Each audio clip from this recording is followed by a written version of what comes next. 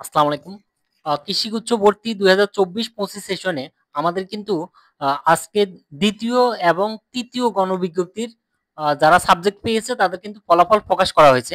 আমরা আজকে কি কি ডকুমেন্ট লাগবে ভর্তি হওয়ার সময় এবং ভর্তি হইতে কত টাকা লাগবে, কোন বিশ্ববিদ্যালয়ে কত টাকা লাগবে, কত টাকা বাকি টাকা দিয়ে কিভাবে অ্যাডজাস্ট করতে হবে এবং যারা টাকা ইতিমধ্যে দিয়েছে, যারা সাবজেক্ট পায় নাই তাদের টাকা কিভাবে ফেরত পাবে এগুলো সম্পর্কে আমরা বিস্তারিত সব তথ্য জানবো। তো প্রথমে এই ৮টা পয়েন্ট জানলে আমাদের মোটামুটি সব আইডিয়া হয়ে যাবে। তো প্রথম কথা সেটা হলো আমরা জানি আজকে দ্বিতীয় এবং তৃতীয় গণবিজ্ঞপ্তির ফলাফল দেওয়া হয়েছে। তৃতীয় গণবিজ্ঞপ্তি এই জন্য বলছি কারণ দ্বিতীয় গণবিজ্ঞপ্তিতে যাদের লিস্ট দেওয়া হয়েছে তাদের কিন্তু সবাই সাবজেক্ট পেয়েছে এবং তারপরেও আসন খালি থাকার কারণে আবারও আরেকটা বিজ্ঞপ্তি দেওয়া হয়েছে যেটাকে আমরা ধরছি তৃতীয় গণবিজ্ঞপ্তি। এই দুইটা গণবিজ্ঞপ্তিতে যারা সাবজেক্ট পেয়েছে তাদের কিন্তু নিজ নিজ বিশ্ববিদ্যালয়ে গিয়ে ভর্তি হতে হবে।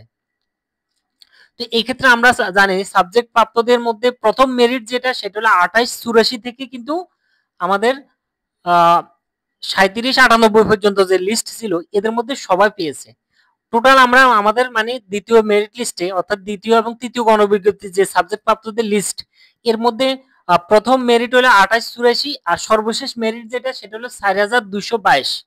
এর ভিতরে যারা সাবজেক্ট পেয়েছে তারা কিন্তু সবাই নিজ নিজ বিশ্ববিদ্যালয়ে ভর্তি হতে পারবে কারণ তাদের সাবজেক্ট সহ বিশ্ববিদ্যালয়ের নাম সহ কিন্তু আজকে তালিকা প্রকাশ করা হয়েছে। যারা রেজাল্ট দেখে নাই তারা এখনো দেখে নিতে পারবে, আমি অলরেডি রেজাল্ট দিয়ে দিছি ভিডিওতে।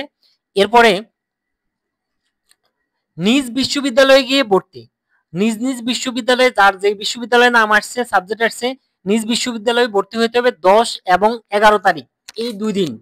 ১০ এবং ১১ তারিখ এই ২ দিন গিয়ে সরাসরি ভর্তি হতে হবে এবং প্রয়োজনীয় ডকুমেন্টস নিয়ে ভর্তি হতে হবে। কেউ যদি ১০ এবং ১১ আগস্ট ভর্তি না হয় তাহলে সেক্ষেত্রে কিন্তু ওই আসনটা খালি হয়ে যাবে, তার ভর্তি বাতিল হয়ে যাবে এবং ওই আসনটা খালি। এরপর আমরা দেখব যে নিজ বিশ্ববিদ্যালয়ে ভর্তির সময় আমাদের কি কি প্রয়োজনীয় ডকুমেন্টস নিয়ে যেতে হবে। এক্ষেত্রে আমাদের অ্যাডমিটটা সাথে রাখবো, অবশ্যই আমরা অ্যাডমিট কার্ডটা না চাইলেও সাথে রাখবো, ওটা মাস্ট। এরপর আমাদের ট্রান্সক্রিপ্ট, এসএসসি এবং এসএসসি পরীক্ষার মূল যে ট্রান্সক্রিপ্টটা মানে নম্বর পত্র একদম মূল কপি সেটা অবশ্যই আমরা সাথে রাখবো। তারপরে এটাই লাগবে, এটা মাস্ট। টেস্টিমোনিয়াল, আমাদের প্রশংসাপত্র এসএসসি এবং এসএসসি পরীক্ষার মূল কপিটা।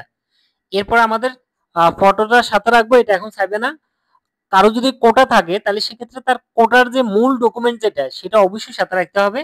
আর পে স্লিপ, আমি যে ১০,০০০ টাকা অনলাইনে পেমেন্ট করেছি সেটার যে রিসিপ্টটা ওটা আমি অবশ্যই সাথে নিয়ে যাব, এটা অবশ্যই সাথে রাখতে হবে। তার মানে আমার এখানে যে ৬টা জিনিসের মধ্যে ৩টা জিনিস কিন্তু মাস্ট থাকতে হবে, সেটা হলো ট্রান্সক্রিপ্ট, আর হলো আমার টেস্টিমোনিয়াল এবং হলো ফে স্লিপ। এই ৩টা আমি অবশ্যই রাখবো কারণ ফে স্লিপ যদি আমি নাই দেখাই তাহলে তো ১০,০০০ টাকা, যদিও এটা কমন কথা যে ১০,০০০ টাকা তো যারা পেমেন্ট করেছে তারাই সাবজেক্ট পেয়েছে, না কিছু কিছু বিশ্ববিদ্যালয় আবার এটা চাইবে, এই জন্য আমরা পে স্লিপটা সাথে রাখবো। এরপরে আমাদের ভর্তি ফি হলো ১০,০০০ টাকা, আরো বাকি টাকা সেই টাকাটা ১০,০০০ টাকা তো দেওয়া হয়েছে আর বাকি টাকাটা আমরা পেমেন্ট দিয়ে দিব ভর্তির দিন। নিজ নিজ বিশ্ববিদ্যালয়ে নিজ নিজ ডিপার্টমেন্টে গিয়ে আমরা ভর্তি হবো। এরপরে সাবজেক্ট না পেলে মানে ওই যে বললাম যে আমাদের প্রায় কত ৪৩-৯৬ পর্যন্ত অর্থাৎ ৪,২২৪ থেকে ৪,২২২ পর্যন্ত সাবজেক্ট পেয়েছে, ৪,২২৪ থেকে ৪,৩৯৬ পর্যন্ত এর ভিতরে যদি কেউ ১০,০০০ টাকা অনলাইনে পেমেন্ট করে থাকে তাহলে সেক্ষেত্রে তাদের টাকা ফেরত দেওয়া হবে, যে নাম্বার থেকে আসছে ওই নাম্বারে ফেরত দেওয়া হবে। আপনাদের করণীয় হলো আপনারা ওই নাম্বারটা অবশ্যই কালেকশনে রাখবেন এবং কার নাম্বার দিচ্ছেন ওটা অবশ্যই মনে রাখতে হবে। ওই নাম্বারে কিন্তু ১০,০০০ টাকা যাবে, খোঁজ রাখতে হবে। তবে ওইটা এখন দিবে না, ওনারা দেখবে যে এই যে ১০-১১ তারিখে যারা ভর্তি হবে এর মধ্যে যদি কেউ আবার ভর্তি না হয়, তবে না হওয়ার সম্ভাবনা কম, কিন্তু তারপরও যদি কেউ ভর্তি না হয় তাহলে সেক্ষেত্রে আসন খালি হবে। তার মানে কি পরবর্তীতে সিরিয়াল অনুযায়ী আরো, যেহেতু এখনো ভর্তি কার্যক্রম কমপ্লিট করা নাই, যদি ভর্তি কার্যক্রম কমপ্লিট না করে তাহলে আসন আরো কিছু খালি হলে ওখান থেকে কিন্তু আবার এই যে ৪,২২৪ থেকে এর ভিতরে যারা পেমেন্ট করা আছে তাদেরকে কিন্তু আবার ওখানে ডাকবে, ডাকার পর তারা কিন্তু সাবজেক্ট পাবে। আর যদি একান্ত কেউ সাবজেক্ট না পায়, এরপরও যদি কেউ সাবজেক্ট না পায় তাহলে সেক্ষেত্রে তাদের টাকাটা ফেরত দেওয়া হবে। সেটা এখনো নোটিশ দেয়নি, নোটিশ দিয়ে জানাবে, আমরা আপডেট দিব, সাথে সাথে খবর রাখবেন। এরপর আমাদের আরেকটা জিনিস যেটা জানতে হবে সেটা হলো ভর্তি ফি সমন্বয়। কোন বিশ্ববিদ্যালয়ে কত টাকা লাগবে সেটা আমি একটু বিস্তারিত বলে দিচ্ছি।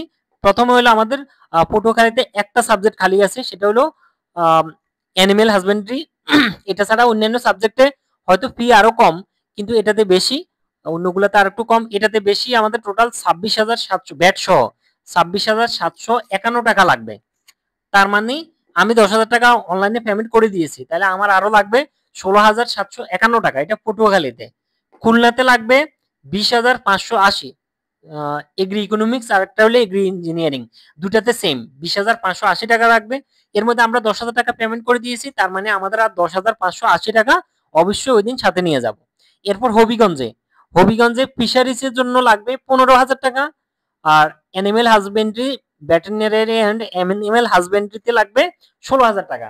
এর মধ্যে আমরা 10,000 টাকা আগে দিয়েছি, তার মানে আর লাগবে 5,000 টাকা, এখানে লাগবে 6,000 টাকা।